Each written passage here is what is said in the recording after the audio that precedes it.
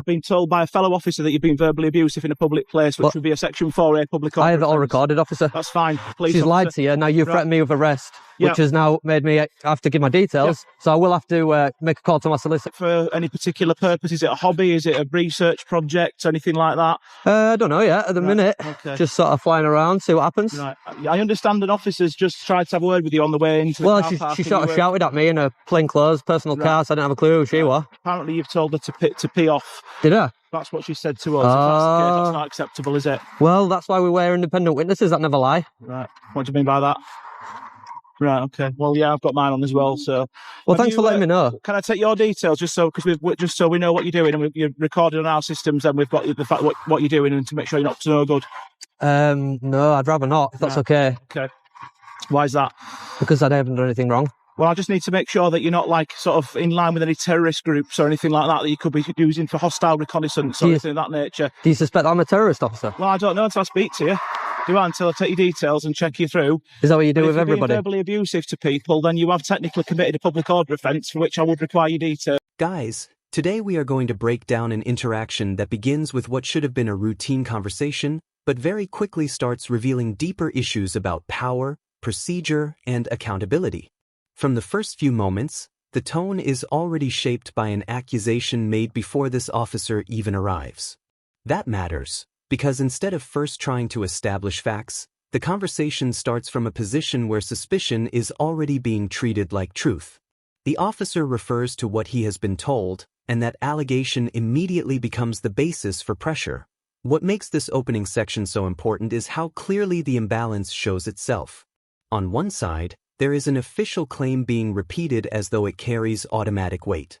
On the other, there is a man calmly questioning why an accusation is being accepted without challenge, especially when he says he has everything recorded. His body language and words suggest someone who understands that evidence matters more than assumptions. That point is crucial because it sets the tone for the rest of the encounter. Rather than becoming aggressive or losing control, he keeps the focus on facts. He asks simple but important questions about what he has supposedly done and why his details are needed. This opening section is powerful because it immediately exposes the gap between allegation and proof. From the very start, viewers can see this is not just about a brief stop. It is about whether authority is being exercised carefully or simply asserted because it can be. I'm asking you for them as well. Right. So could I have your name and date of birth and address, please? What, you think I've committed a public order offence? Yeah, because an officer's just told me that you've sworn at her in the street. Well, I need to get her to make that statement then, because she's lying. Well, she's just told me as she's driven in that you've sworn at her. Did she? Yeah. Right, well, I'll be making a complaint about her then. That's absolutely And if you fine. take my details, I will have to sue West Yorkshire Police. That's not a problem. You feel free to do so. The reason I've explained the reasons why I'm asking you for your details. What happens if I don't give my details? Then you're potentially committing an offence. Well, I will. It's a lot easier if you do, isn't it? Yeah, I don't want to give my details. Okay. I will if you tell me that I'll be arrested if I don't. Well, potentially you may be. Yeah, it may make your arrest necessary under Section 24 of the Police and Criminal Evidence Act because your name and address can't be verified. Right. And I've got reasonable grounds to suspect that you've committed an offence. What reasonable grounds is that? But I've been told by a fellow officer that you've been verbally abusive in a public place, which would be a Section 4A public order. I have it all offence. recorded, officer. That's fine. Do you want me to show you the recording? Not at the moment, but I want. Because I could show you the recording. I want you to. And then you would know. Details, and I've explained it to you. You've asked me to explain it to you. And I've laid it out. As this interaction continues, the pressure begins to intensify and the conversation moves into more serious territory. What started as a claim about rude language now shifts into repeated requests for personal details, backed by warnings about possible arrest. This is where the encounter becomes far more revealing, because the central issue is no longer the original allegation itself, but whether the officers can justify escalating the situation based on what they actually know. What stands out most here is how the man keeps asking the same core question in different ways. What lawful grounds are you relying on? That is a key moment because he is not refusing to engage just for the sake of it. He is asking for clarity, which is exactly what matters in situations where powers are being used.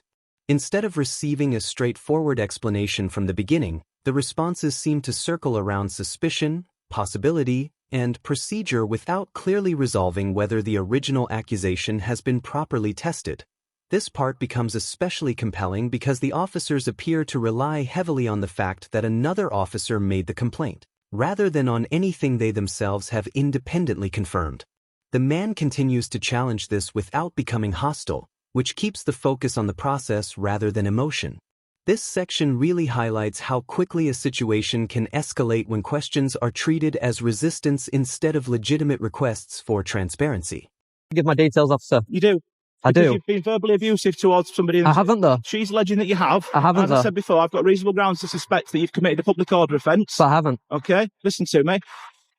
Because of that nature, that's why I require your details. And right. as I've explained to you, if you don't give me your name and address, and can't verify who you are, it may make your arrest necessary in order to ascertain those details. Will you arrest me if I don't? I'm not saying I definitely will, but I'm saying it may make your arrest necessary. Am I being detained right now? At the moment, because I need your details. Yeah, I'm being detained. Potentially, if you don't give me your details, you may be arrested. Is what I'm saying. No. I just want to check if I'm being detained right now. I understand why you can't just give me your details. I'd rather not. That's the point. But I'm asking you to. If I have to by law, then I will. You do have to by law, yeah. Okay, and what section of law says I have to? I'm telling you that because you've committed an offence. I haven't, though. I suspect that you have. You suspect that I have? I suspect that you have. Okay. I need reasonable grounds to suspect. That's 2 to 3 out of 10 on the scale of 1 to 10. Yeah.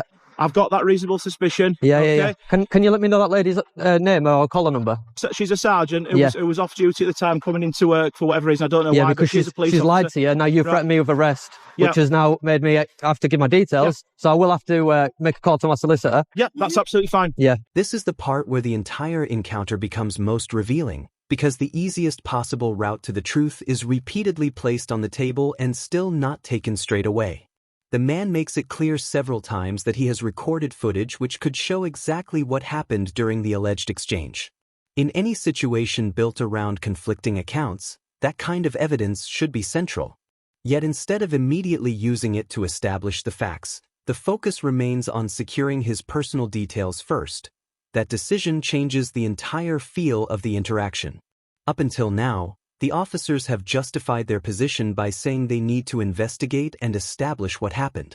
But when direct evidence is available and not immediately prioritized, it naturally raises questions about what the actual priority is.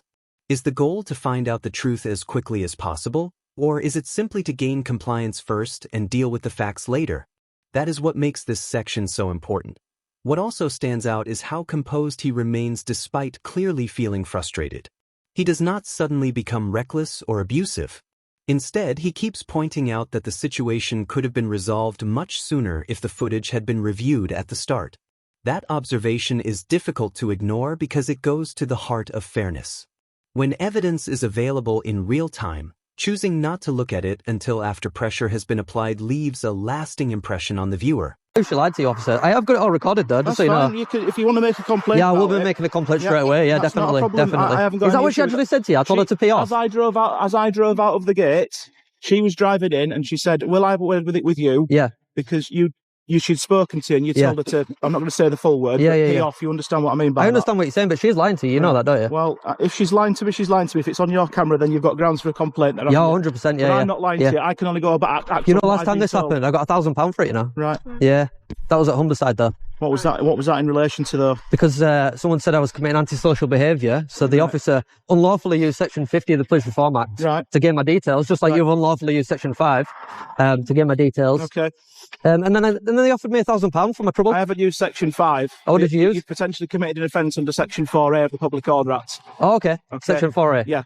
And that requires me to give my details. It doesn't require you to give your details. You just told me it did. What I'm saying, no. The final part of this encounter is where the biggest contrast appears, and it is also the part that leaves the strongest impression. Once the officers have obtained his details, the urgency that defined the earlier stages of the stop seems to disappear almost immediately. The repeated mentions of possible offenses, arrest powers, and serious concerns suddenly fade into the background. There is no decisive follow-up, no clear indication that a serious offense is now being pursued, and the tone softens almost instantly. That shift matters because it changes how the entire interaction is viewed in hindsight. For several minutes, the conversation was framed around public order, possible arrest, and the need to identify him. But once that objective is achieved, everything loses momentum. Whether intentional or not, that creates the appearance that obtaining his identity may have become the real focus rather than resolving the original complaint fairly. For viewers, that is the part that raises the biggest questions about balance and accountability. The ending also reinforces something important: how differently institutions and individuals can experience the same moment. He leaves clearly frustrated and talking about making a complaint, while the officers move on as though the matter is largely settled. That contrast is powerful because it shows how unresolved concerns can linger long after an encounter ends. If you found this breakdown useful and want more clear, honest commentary on moments like this, make sure to like the video, subscribe to the channel, and we'll see you in the next video.